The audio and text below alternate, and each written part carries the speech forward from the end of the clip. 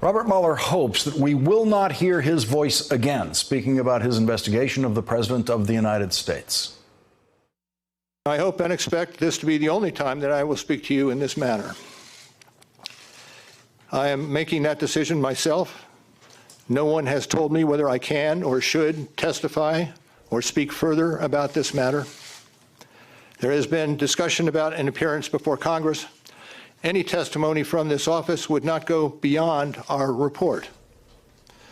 It contains our findings and analysis and the reasons for the decisions we made. We chose those words carefully, and the work speaks for itself.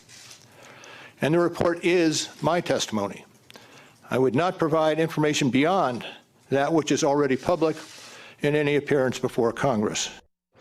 The most pointed and eloquent response to that today was another Mueller surprise. It was another surprise in this day of surprising Mueller news because it came from Oscar winner Robert De Niro, who plays Robert Mueller on Saturday Night Live. In an open letter addressed to Robert Mueller published in the New York Times, Robert De Niro wrote, "You said that your investigation's work speaks for itself. It doesn't. It may speak for itself to lawyers and lawmakers who have the patience and obligation to read through the more than 400 pages of carefully chosen words and nuanced conclusions. You've characterized the report as your testimony, but you wouldn't accept that reason from anyone your office interviewed. The country needs to hear your voice, your actual voice. This is the report your country asked you to do, and now you must give it authority and clarity. If, in fact, you have nothing further to say about the investigation for your public testimony, you could just read from the report in response to questions from members of Congress. Your life has been a shining example of bravely and selflessly doing things for the good of our country. I urge you to leave your comfort zone and do that again. You are the voice of the Mueller report. Let the country hear that voice."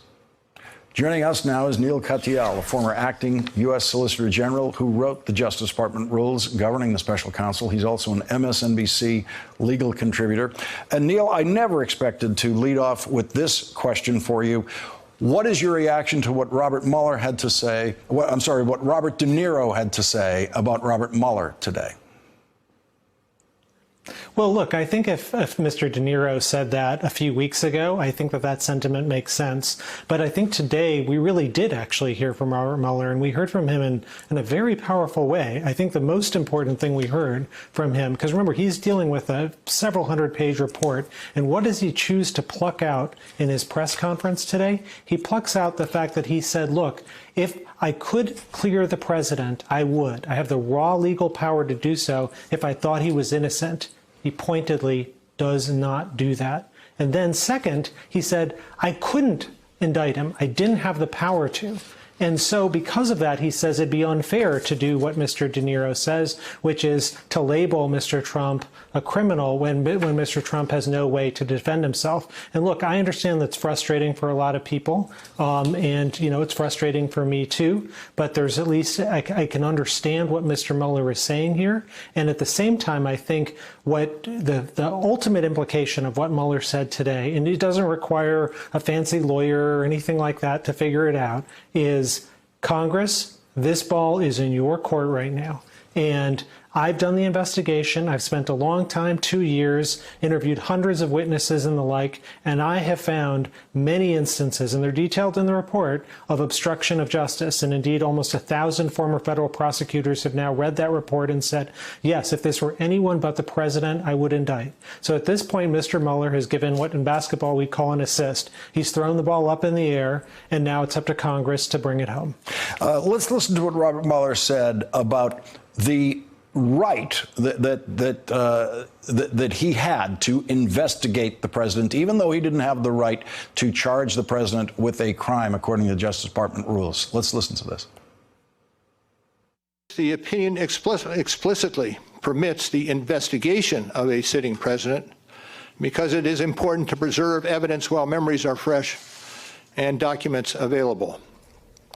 Among other things, that evidence could be used if there were co-conspirators who could be charged now.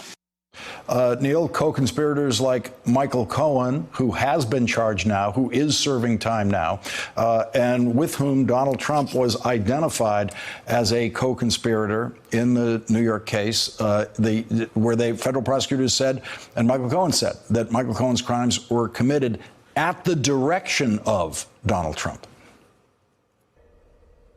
Right. What Mr. Mueller said there was, I think, very, very worrisome to Mr. Trump. And the reason for that is it's actually cut off right before that clip, with the first words of the clip where the opinion says, what he's talking about, what Mueller's talking about, is a DOJ opinion which precludes the indictment of a sitting president. And Mueller goes on to say two things about that. Number one, it doesn't preclude our investigation right now of a sitting president. And number two, a remedy in our Constitution, because we can't indict a sitting president, is impeachment. And Mueller says all of that today effectively in the press conference. And so either of those options is very bad if you're Donald Trump. Option one is you're looking at a criminal indictment in 2020 when you lose the election, or possibly earlier if he's impeached. And option two is impeachment. Either of those, not a pretty picture for the president. And again, that's why I understand De Niro's concern, and it's a concern shared by many, but Mueller has